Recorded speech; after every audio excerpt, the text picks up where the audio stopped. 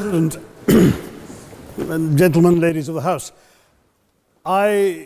standing here with 8 minutes in my hands and at this venerable and rather magnificent institution, I was going to assure you that I belong to the Henry VIII School of Public Speaking, that as Henry VIII said to his wives, I shall not keep you long. But now finding myself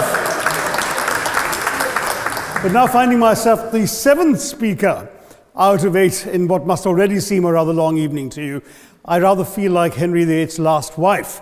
I more or less know what's expected of me, but I'm not sure how to do it any differently. Perhaps what I should do is really try and pay attention to the arguments that were advanced by the opposition today.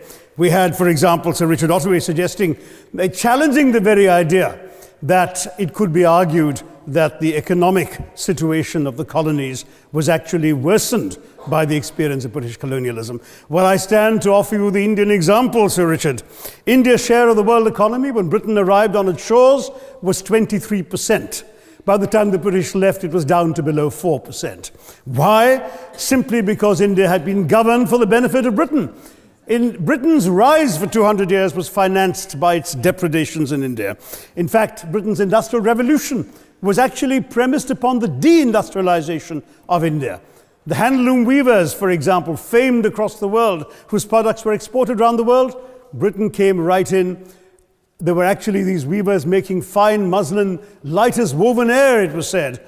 And Britain came right in, smashed their thumbs, broke their looms, imposed tariffs and duties on their cloth and products, and started, of course, taking the raw materials from India and shipping back manufactured cloth, flooding the world's markets with what became the products of the dark and satanic mills of Victorian England. That meant that the weavers in India became beggars, and India went from being a world-famous exporter of finished cloth into an importer, went from having 27% of world trade to less than 2%. Meanwhile, colonialists like Robert Clive bought their rotten boroughs in England on the proceeds of their loot in India, while taking the Hindi word loot into their dictionaries as well as their habits.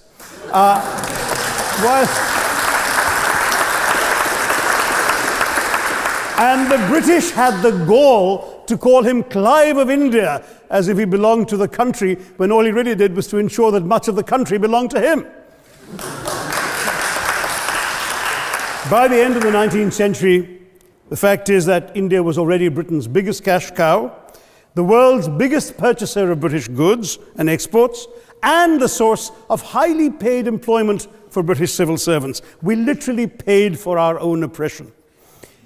And as has been pointed out, the wealthy Victorian British families that made their money out of the slave economy, 1/5 of the elites of the wealthy class in Britain in the 19th century owed their money to transporting 3 million Africans across the waters.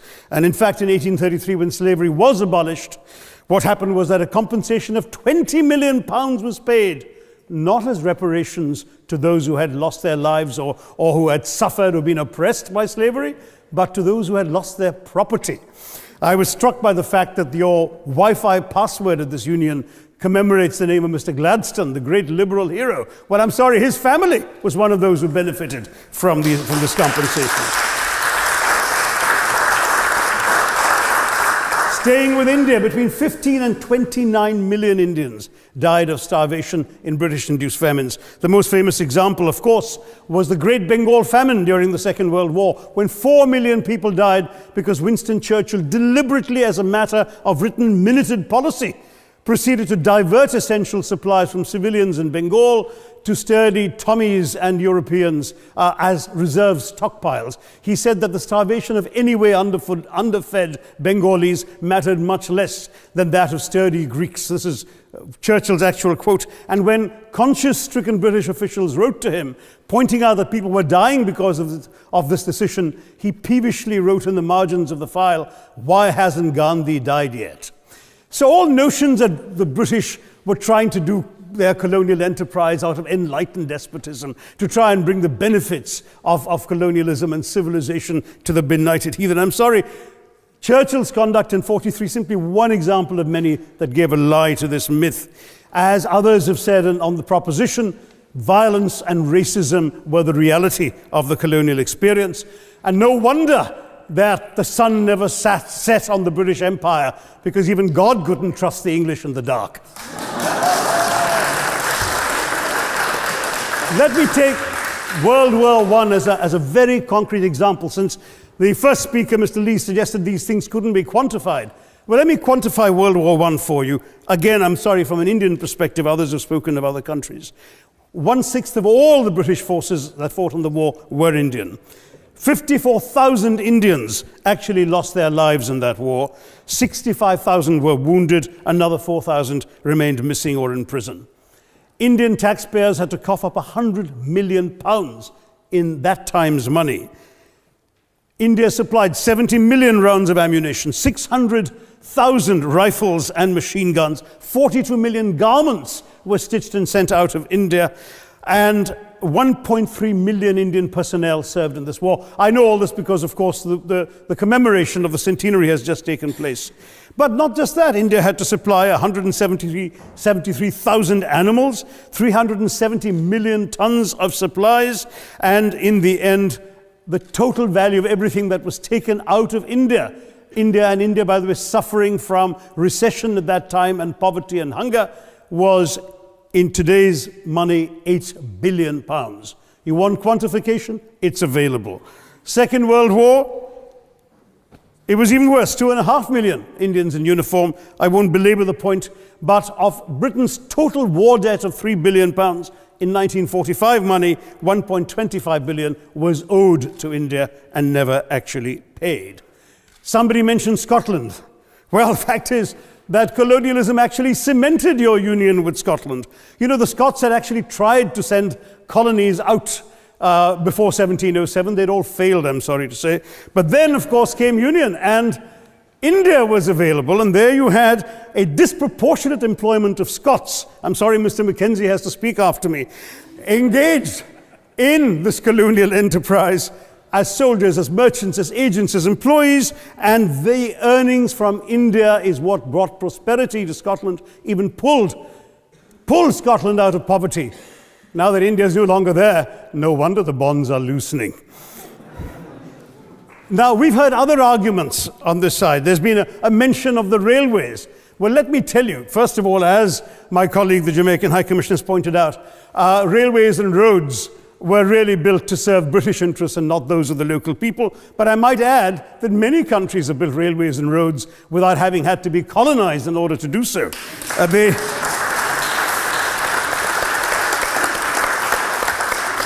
They were designed to carry raw materials from the hinterland into the ports to be shipped to Britain. And the fact is that the Indian or Jamaican or other colonial public, their needs were incidental. Transportation, there was no attempt made to match supply to demand for mass transport, none whatsoever.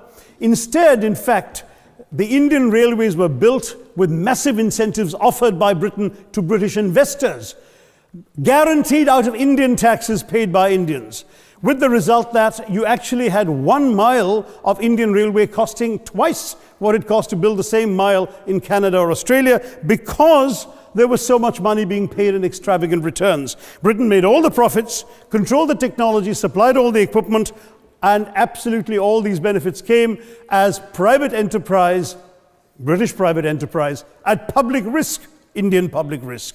That was the railways as an accomplishment. We're hearing about aid. I think it was again Sir Richard Ottaway who mentioned British aid to India. Well, let me just point out that British aid to India is about 0.4% of India's GDP. The government of India actually spends more on fertilizer subsidies, which might be an appropriate metaphor for that argument. If I may point out as well,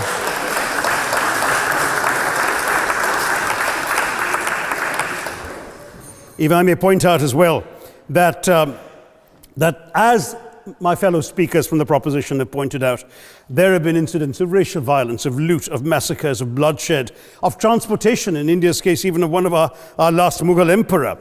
Yes, maybe today's Britons are not responsible for some of these depredations, but the same speakers have pointed with pride to their foreign aid. You're not responsible for the people starving in Somalia, but you give them aid. Surely the principle of reparations for the wrongs that have been done cannot be denied. It's been pointed out, for example, the dehumanization of Africans in the Caribbean, the massive psychological damage that has been done, the undermining of social traditions, of property rights, of the authority structures of these societies, all in the interests of British colonialism. And the fact remains that many of today's problems in these countries, including the persistence, in some cases the creation of racial and ethnic and religious tensions, were the direct result of the colonial experience. So there is a moral debt that needs to be paid.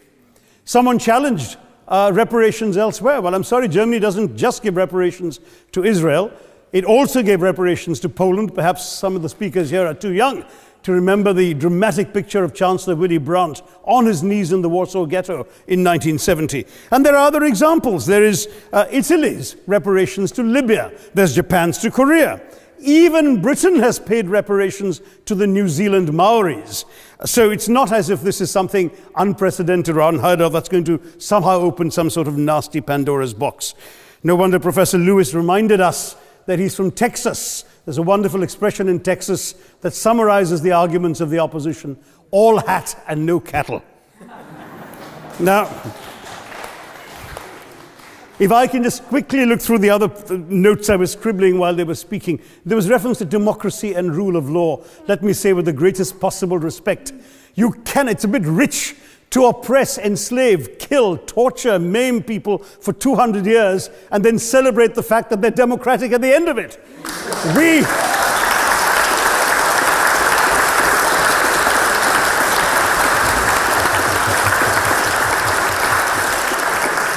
We were denied democracy, sir. We had to snatch it, seize it from you. With the greatest reluctance, it was conceded in India's case after 150 years of British rule, and that too with limited franchise. Yes, indeed, ma'am. The opposition spoke quite highly of Greek and Athenian democracy on which the West should pride itself, and spoke of liberty and equality in that same name. The Athenian democracy was only functioning because of the slave society on which it was built.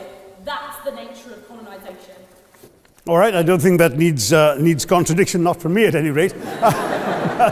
But if I may just point out, I think the argument made by a couple of the speakers, the first speaker, Mr. Lee in particular, conceded all the evil atrocities of colonialism, but essentially suggested that reparations won't really help. They won't help the right people. They'll be used as a propaganda tool. They'll embolden people like Mr. Mugabe. It's always nice how in the old days, I'm sorry to say that the people of the Caribbean used to frighten their children into behaving and sleeping by saying Sir Francis Drake would come after them. That was a legacy of that. Now it's Mugabe will be there. So this is the new sort of Sir Francis Drake of our times. The fact is very simply, sir, that we are not talking about reparations as a tool to empower anybody. They're a tool for you to atone for the wrongs that have been done. And I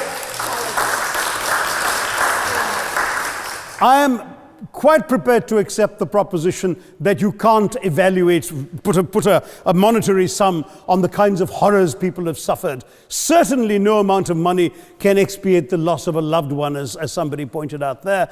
You're not going to be able to figure out an exact amount. But the principle is what matters. The fact is that to speak blithely of sacrifices on both sides, as an analogy was used here, a burglar comes into your house, ransacks the place, stubs his toe, and you say, well, there was a sacrifice on both sides. That, I'm sorry to say, is not an acceptable argument. The truth is that we are not arguing specifically that vast sums of money need to be paid. The proposition before this House is the principle of owing reparations, not the fine points of how much is owed, to whom it should be paid. The question is there a debt? Does Britain owe reparations?